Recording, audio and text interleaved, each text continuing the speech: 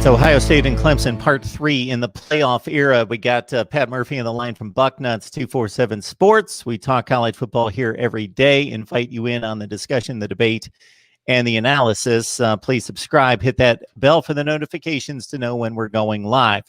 Hey, Pat, how you doing today?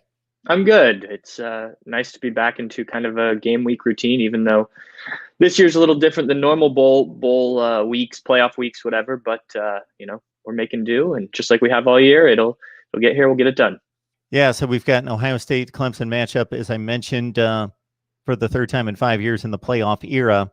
The game was considered to be generally a toss-up the first 2 times. Clemson's a pretty substantial favorite for a playoff game, unless you look at that other playoff game that's being played. That's pretty monumental. But 7.5 points, it's ballooned to. As Clemson obviously won last year's game, Ohio State didn't feel real good about the outcome of that in regards to it being a bit tainted. Dabo Swinney ranks them 11th in the coaches poll. A lot of prognosticators out there think that the point spread's justified, and even picking Clemson to win by a bigger margin than that. There just seems to be a whole lot playing into more than just the typical playoff motivation. You're right. It's been an interesting week with kind of everything since really since a week and a half now since the matchups were announced. Whether you want to start with Dabo's coaches poll ballot coming out, or some of the comments he made about not having enough or having such little film to watch on Ohio State.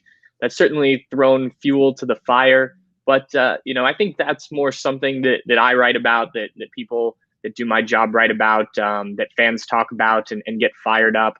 I think these two teams respect each other. I think that they know that both teams are talented, then that it should be a good matchup. Now, the spread, I think, is a reflection on, the limited ability to watch Ohio State this year. And that's not to say that it's not warranted, but that, Ohio State has had such an off and on last month plus. It's been hard for the Buckeyes to get into a rhythm. And I think the last couple games you've seen, 2 out of the last 3 games, you've seen Justin Fields struggle. You saw Ohio State's pass defense against, as we've talked about numerous times, against the only, real true passing offense struggle. And so there's just not enough of a sample size to say, despite how talented Ohio State might be, player per player, to say, okay, well, they can clearly match up with Clemson here, here, and here, because we've seen them do it with X team or Y team. It doesn't help that Penn State had a really down season. So, going back to that game, which at the time was considered a pretty good win, isn't viewed as much that Ohio State didn't play a Michigan team that at the end of the season that they usually do, that is usually kind of a benchmark game, even in years where the Wolverines aren't maybe a top 10 team. So, I think all of that combined together has kind of made that spread where it is. And I think that it's on Ohio State now to go out and prove, Dabo Swinney's comments wrong, that, 6 games, this is still one of the best teams in the country. You do that by winning. And you prove the people that doubted you wrong as well. So, if you needed any more motivation from a player coach standpoint, I think you certainly have it. But, I think these guys are just fired up to be back, especially playing Clemson. Let's not forget, how disappointed this team was, as you mentioned, losing last year, the 6 points, 6-point game on that interception late. Ohio State still remembers the calls that went against them in that game and how that whole thing played out, not scoring touchdowns early that kind of cost them in the end. So, there's a lot of things you can pull from for motivation if you're Ohio State, but I think the most is just they want to win this game because they want to play for a national championship. That's been a goal from the beginning of the season. If recent history has anything to say, Buckeye fans can, of course, take a bit of solace in the last time Ohio State was this kind of a underdog, because if you look at the Buckeyes' schedule year to year, they're typically not an underdog the entire season, maybe once, rarely twice, typically once, 0 times. We got to go back to the 2014 season, the 15 Sugar Bowl against Alabama as a 10-point underdog, winning, of course, en route to a national championship. All right, we got Pat Murphy on the line talking Ohio State football with Clemson and the semifinal from the Sugar Bowl coming up, of course, on New Year's Day. much has been made in the news conferences concerning Dabo Sweeney and Brent Venables stealing signs. And Ryan Day alluded to it in a very vague sort of way. Just to give it a little bit more substance, it's been more detailed in more direct terms by guys like Rhett Lashley, the Miami offensive coordinator, and Brian Kelly, Notre Dame's head coach. So it's not like Ryan Day just pulled this out of thin air. This has been a talking point for a time. Yeah, and I think that there's probably something to this. Ryan Day's comments were kind of in reference to last year and, Clemson figuring out what Ohio State was doing offensively after that first half, especially. But this isn't against the rules. You're not cheating in this sense if you're looking at it from a Clemson perspective. I think if you're Ryan Day, you don't like it because not everyone does it, but some teams do, and it's not just a Clemson thing. There were comments made by Ryan Day early this season about Indiana and how they have sort of had that reputation, and that's a school that Indiana or Ohio State's own offensive coordinator Kevin Wilson kind of helped build the foundation of. So, I think that this is interesting in terms of how the game will play out. But against Indiana, Ohio State huddled a couple times. That's something that you hardly ever see the Buckeyes do going back to the start of the Urban Meyer era. You have to go back to Luke Fickell, I think, probably before the last time this team really huddled. But they did on more than one occasion in that game. Justin Fields was reading the plays off of a wristband. So it'll be interesting to see how Ohio State combats that. You can also come up with more complicated signs, but that obviously means that Justin Fields and the rest of the offense have to be aware of those signs. And that may take a little bit longer to process, especially when you're trying to run up tempo, which Ohio State does quite a bit. It's kind of a game within a game, I think, and it's within the rules, so you're allowed to do it, and teams can do it if they want to. You can debate whether it's ethical or not, but Clemson's here to win a game. Ohio State's here to win a game, so I think you try and find the best way you can to beat your opponent, and if that's what Brent Venables, who is a very successful defensive coordinator, stealing signs or not, does, then that's something Ohio State just has to be aware of and prepare for. Yeah, we've certainly seen controversies in other sports and in the NFL concerning stealing signs. And there, in my book, is a difference between just having the wherewithal and the experience and the detail of reviewing sign after sign after sign to be able to steal them. Right. Hey, that's fair game. They're not doing a good enough job of disguising the signs versus going to the technological advancements that the Houston Astros did in Major League Baseball. Yes. The Patriots were accused of taping practices. That's a completely different level, of course. No question about that. Clemson 29, Ohio State 23, the latest in the series between the two teams, 3 in the playoffs and 5 overall now as we go through history. Justin Fields, Trevor Lawrence coming into the season 1 versus 1A in the quarterback rankings by most.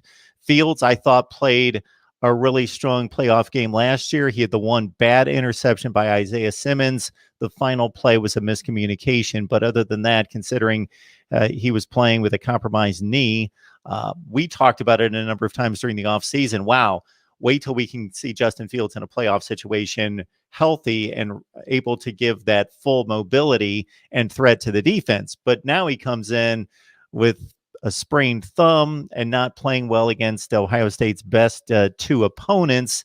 So Trevor Lawrence would seem to be the known commodity, and Justin Fields, for as talented as he is, a bit more of a wild card or X factor. Yeah, I think that the knocks on Justin Fields, and I wrote about this last week, I feel like they've gone a little too far this year. You're right. He did not play well against Northwestern. 114 yards, completing 44% of his passes. It just simply wasn't a good performance. And, fortunately for Ohio State, they got that run game going and really committed to it because, that's what ended up winning them the game. But, I think some of that has to do with Northwestern's defense. But I think some of that is, as I said before, Justin Fields just not being in a rhythm of not playing each week. Even in the Michigan State game, he, had to get his legs really going before we saw him pick it up in the pass game. The Indiana game, I think, is a different story because he still threw for 300 yards and had, I believe, 3 total touchdowns. The interceptions were bad, but I don't think he'd seen a defense that had done some of those things before. I think it was more of a learning experience than it was, a questioning of Justin Fields. If 300 yards and 3 touchdowns is a bad day, I think most quarterbacks are going to take that.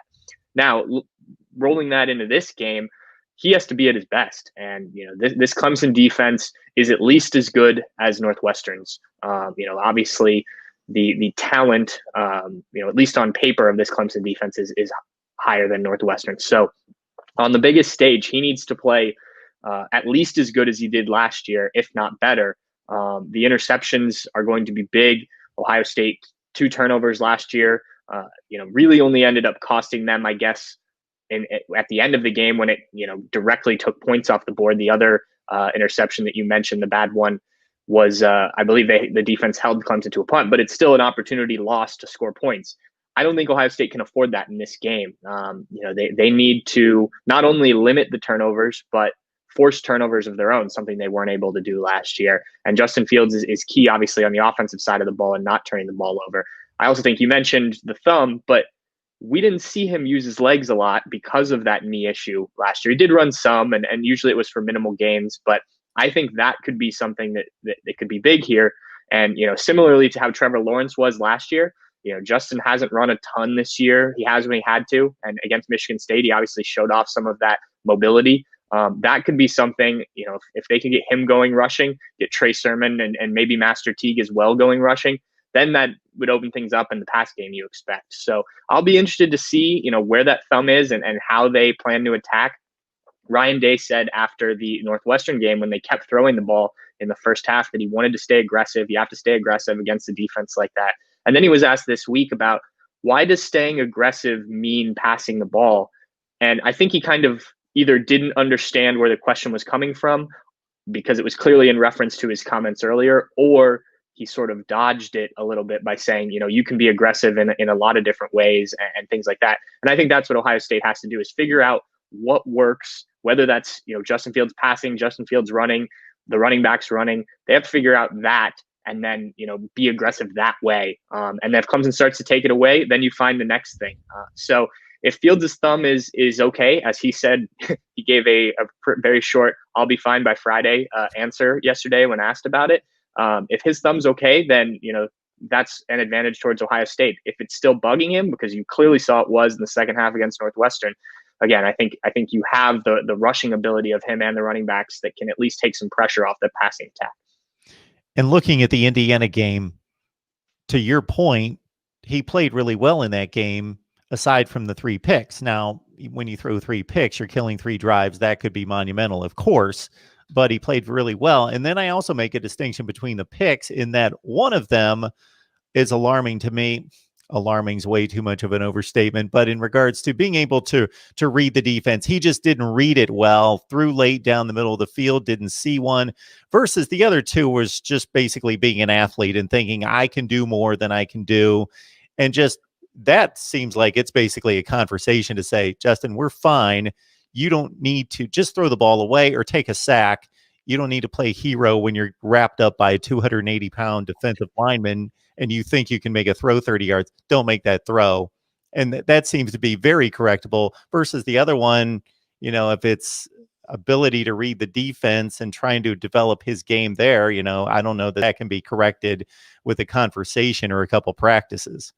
Yeah, I think it's interesting, that point, because in his 2 years ago, in his first year as a starting quarterback, his first year at Ohio State, Ryan Day on more than one occasion, and Justin Fields also brought this up, said that, his favorite throws of Fields were the ones where he just threw the ball away because there was nothing available. And that was something I think that was not only said in the quarterback room, but said publicly, just to reemphasize it. You got a young quarterback making his first career starts on a very talented team. And as talented as he is, you want to make sure he doesn't make the crucial mistake. And throughout the course of the season, he didn't. There were a couple throws in a few games that could have been intercepted, but you could say that about any quarterback. And then obviously he makes the mistake against Clemson, and then there's the second pick, which really wasn't his fault.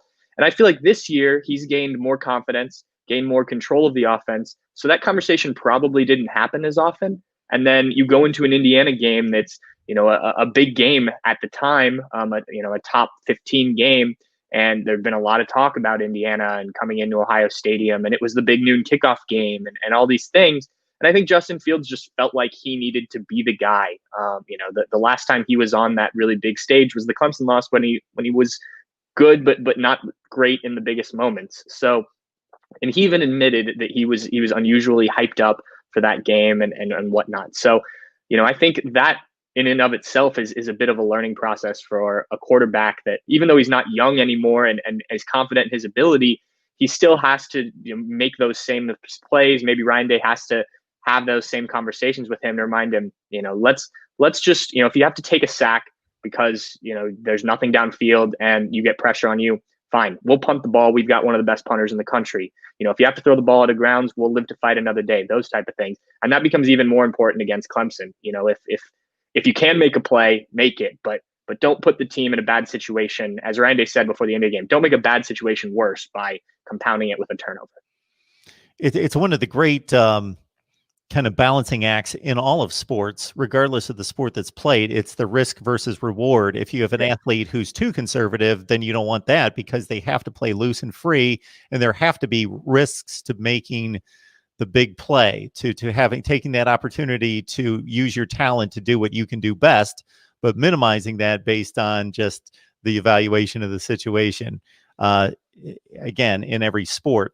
I got Pat Murphy on the line talking Ohio State football, Bucknuts 247 Sports, of course, Clemson and the Sugar Bowl, another round coming up on New Year's Day. And I'll finish with this, Pat, that it starts with Lawrence versus Fields. If somebody told me the Clemson won, I wouldn't be surprised. If somebody tells me Ohio State wins, I won't be surprised. There just seems to be more question marks on the Ohio State column than there does for Clemson. And that seems to be where Clemson has this advantage with perception. Yeah, I agree. I think that because a lot of that because Ohio State just hasn't played enough games to get a good read on this team.